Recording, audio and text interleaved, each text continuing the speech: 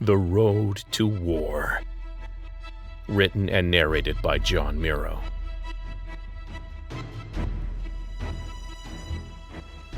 Get more at servingworlds.com. 6. May 8th, 2347. Pilgrim's Progress Spaceport, south of Southreach City. Elena, wait! Baby, what did I do?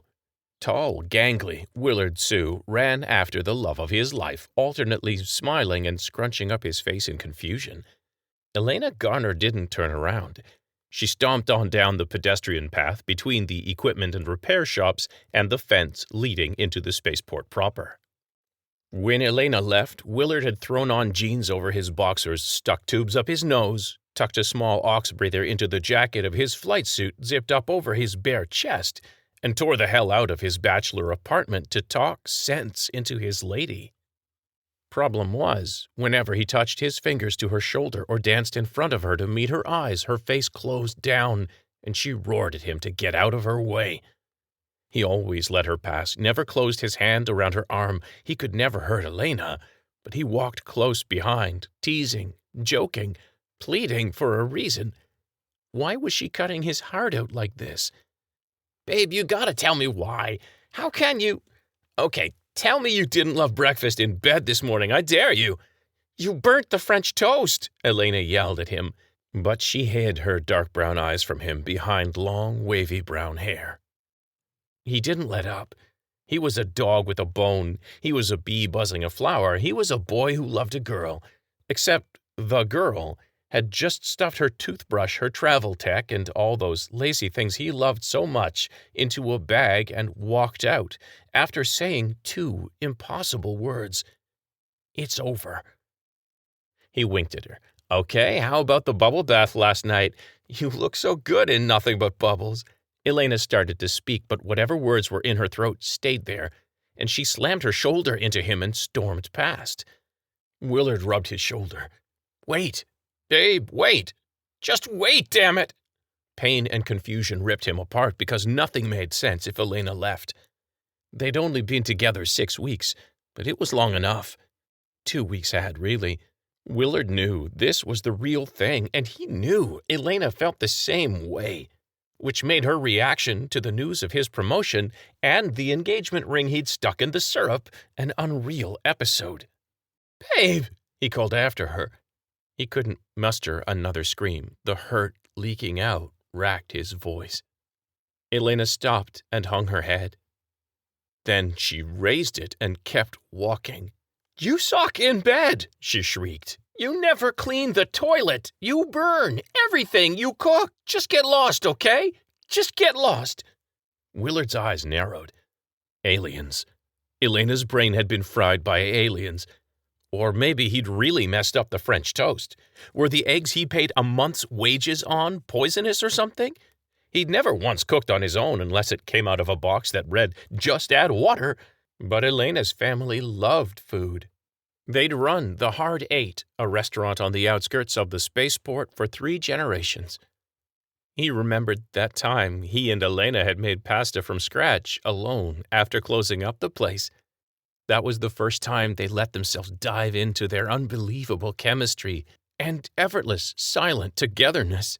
He remembered the mind-blowing sex on the counter by the stove, the feeling of being complete for the first time in his life, the first time they woke up together the next morning. He lifted his head and drew a deep breath and screamed her name. Elena May Garner! That's right, middle name and everything. She whirled around, eyes burning and face drawn. She'd been crying. He stumbled up to her, forgetting his pain the moment he saw hers. He stopped a few feet away. He didn't want her to run anymore, and he really didn't want to blow this. He couldn't blow this. I won't ever change my mind about marrying you. I will never hurt you. I want to wake up with you every morning. I'm not flying. I want to meet your brother and your friends. I'll get as good in the kitchen as I am in the bedroom. I'll clean the toilets. Morning, noon, and night, baby. I swear to God.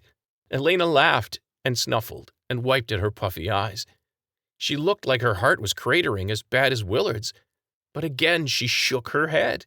It can't work, Flyboy. Just walk away now. It'll hurt less. I heard you when you said I should grow up. Stop wasting myself. Willard took a single step forward. ML&A got a new contract providing critical deliveries for half the departments in Gov. The suits have already raised my clearance. I know I said I wanted to stay away from spooky government shit, but now we can have our own home. We can pay our own way and have babies and pay their own way. I know you don't care about money, but I wanted to prove to you I'm serious, Elena. The damn dust kicked up in his eyes again. I can't. I don't want to do anything without you ever again. It was getting hard to swallow. The world was getting a little blurry. Dust? Must be the dust in my eyes. Elena bit her full red lips, her little trick to dam up the tears. I want that too, asshole. Willard didn't think he could keep the grin off his face if he peeled the skin off. So what's the problem, fuckwit? The anger left her, and so did the little window into her soul that proved he was right. She just looked empty now. I would ruin your life. He closed the distance and wrapped his arms around her. What life? Oh, you mean the glorious life of a mailman with wings, eating powdered food and living in that really bitchin' bachelor apartment when I'm not sleeping in the back of the company plane? That life? She looked skyward, sniffing away tears. Yeah, she whispered. Are you dying? He asked, and his stomach boarded a rocket ship for the center of reach. Are you, Elena? She risked a look out of the corner of her eyes, but as soon as they locked gazes, she turned, head, body, and heart back to him. I'm not sick, no, but I am dying. Willard felt like he was missing a joke. Are you high right now? No, she moaned, pounding her fists kind of hard against his chest. And if you stay with me, you're dead too. Don't care, Willard told her. She nodded. They both knew it was true. He wanted to sing and dance, but he didn't because the love of his life, who had just accepted the role, looked like an asshole. An asshole finally accepting that there was no way she was going to stop being an asshole. Willard bent in his forehead, and Elena did too. They stood like that, inhaling each other's warmth and sense and presence. God, I'm horny right now, he confessed. She laughed and grabbed his hand. We going somewhere? Yeah, Elena told him. I guess it's time you met Jake. My future brother-in-law. Willard's right eyebrow shot skyward. Wow, okay. Can I put a shirt on first? She shook her head. Let's just get it over with. Willard let Elena drag him forward. They knit their fingers together. You look scared, he whispered to her out of the corner of his mouth. You should too, she answered. Overprotective, huh? Is he going to punch me in the face? Just remember I love you, Elena said, her face close to outright terror. Always, he promised.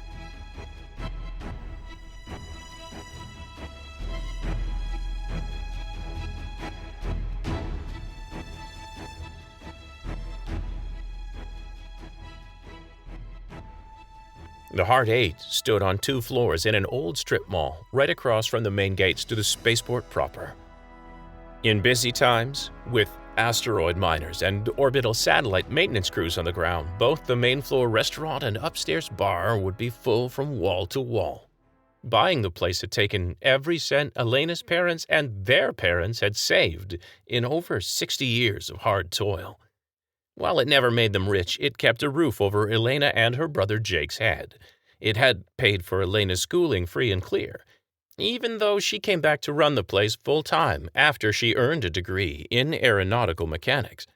She kept her hand in the business, moonlighting on maintenance jobs for some of the smaller companies. Her brother Jake joined Gov Military to pay for college instead of saddling his sister with more debt, and had also come back to the restaurant after his stint in the service was up and his debts were paid. Elena had never said much about Jake, though she clearly loved him. In fact, the longer she was with Willard, the quicker the conversations about her brother would end, and the longer the frown that Jake's name conjured would last. Their parents had died while the siblings were still in school. The two were all the family they each had left, yet Jake was never at the hard 8 whenever Elena brought Willard around. And he began to think dear brother Jake was less than motivated, or perhaps too motivated, in illegal fields of profit generation. Either way, Willard was unprepared to arrive at the hard 8 and see 4 tall, muscle-bound toughs loitering around the front entrance. They knew Elena and let them through, but only after honoring Willard with some truly spectacular stink-eye. Another strange thing about today's visit. His hot-as-hell future wife wiggled her fine rear end past the restaurant, past the stairs up to the bar, through the kitchen, and in through a door at the back marked storage. An audio news report blared from downstairs as Willard and Elena descended.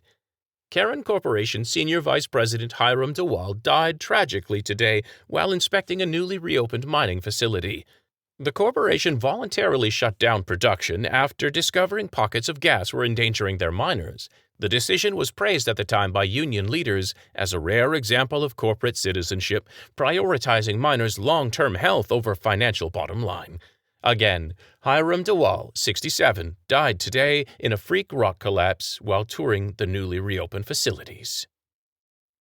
Storage turned out to be a private room in a rock-walled basement filled with a few tables, a couple beat-up sofas, a battered metal desk, and a shining metal cabinet protecting a rack of blinking computers. A man leaned on the table, arms folded and expression dark.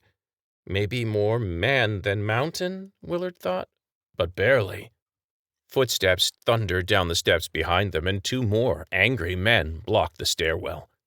Willard looked back to the ridiculously muscled man leaning on the desk. He wore mechanic's coveralls. He leaned toward Elena. "That's Jake?" She nodded and stepped closer to him. "You wanted him. Here he is." Willard waved. "Hey, man, it's great to finally—" He replayed Elena's words to her brother. "Wait." Willard Sue did the mental math. "You said he didn't like your boy for—" He stared at the computers. Top of the line. He looked back at the muscle blocking the stairs. Guns in their hands. He looked at the brother who looked nothing like Elena. Well, okay, he had the same brown eyes. Maybe a grabby uncle in the family, he wondered, then shook his head to clear the humor. This wasn't going to be a huggy visit. These were the people on the news, releasing government documents, hijacking stockpiles reserved for the next convoy to Earth. People were getting killed.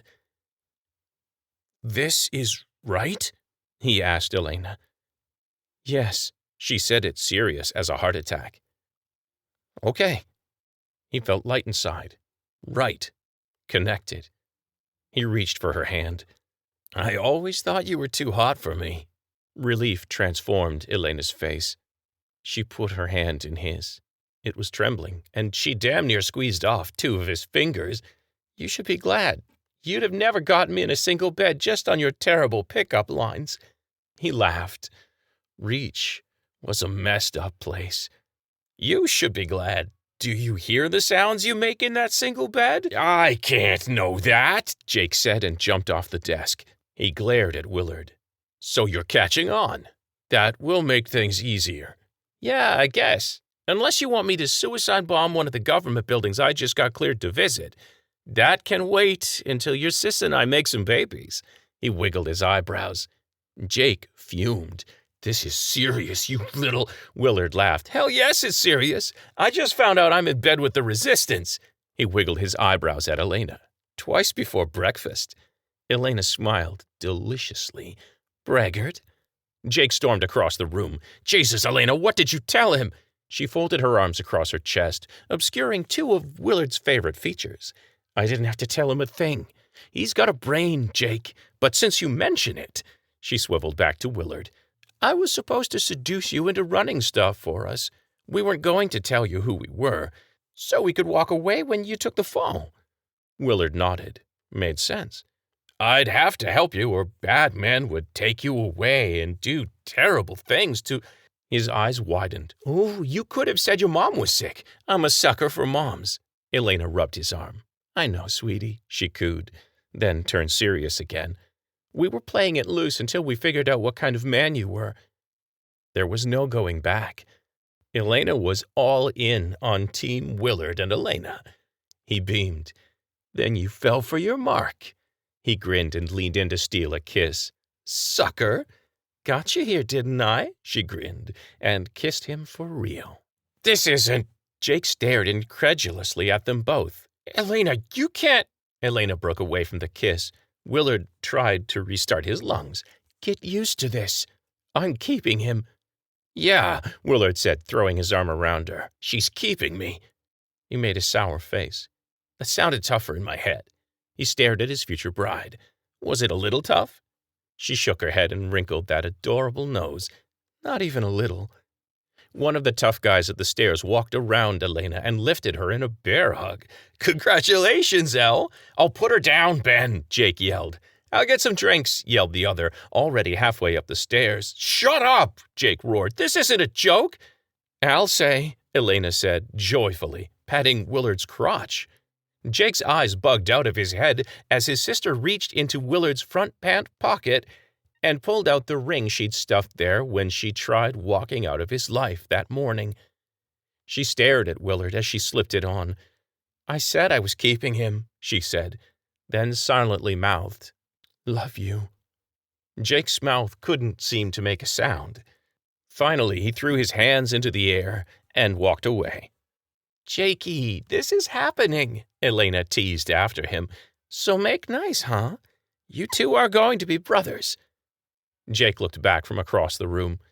Willard pointed a finger at him. Hey, bro. Jake chewed his lip hard enough to draw blood. Willard wondered if he was a resistance fighter and vampire. He walked wordlessly to the closest table and dropped into the chair. Guess we got some talking to do. Jake kicked a chair around and pointed to it. Welcome to the Resistance, bro. You have been listening to The Road to War. Written and narrated by John Miro. Music, All This by Kevin MacLeod at Incompetech.com. Hear more of the story at servingworlds.com. Thank you for listening.